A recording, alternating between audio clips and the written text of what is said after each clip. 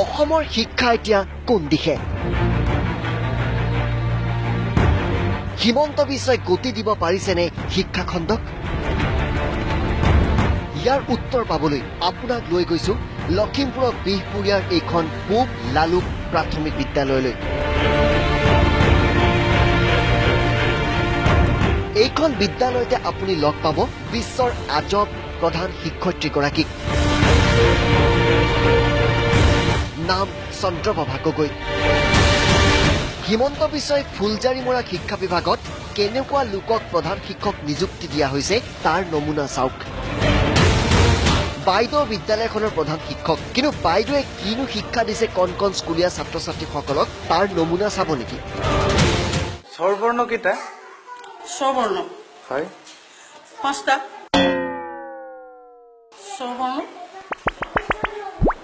অকস্মাতে নিখিলে লোক হেৰি এটা হৈ দিলে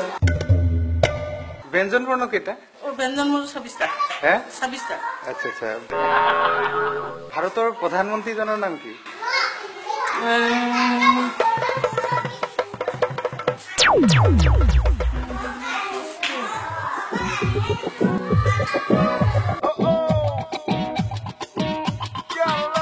আমি সকলোৱে জানো স্বৰবৰ্ণ 11টা আৰু ব্যঞ্জন বৰ্ণ 42টা বুলি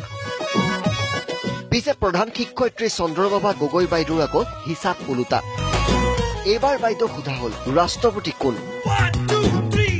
ভাৰতৰ ৰাষ্ট্ৰপতিজনৰ নাম কি ৰাষ্ট্ৰপতি ইমান হেৰিকে ইমান প্ৰিপেয়াৰ হোৱা নাই নহয় চব হেৰি কৰি থকা নাই গম নাপায় ন ৰাষ্ট্ৰপতি অসমৰ ৰাজ্যপালজনৰ নাম কি জানেনে এইখিনি মনত নাই ৰখা নহয় যে বিদ্যালয়খন আছে লখিমপুৰত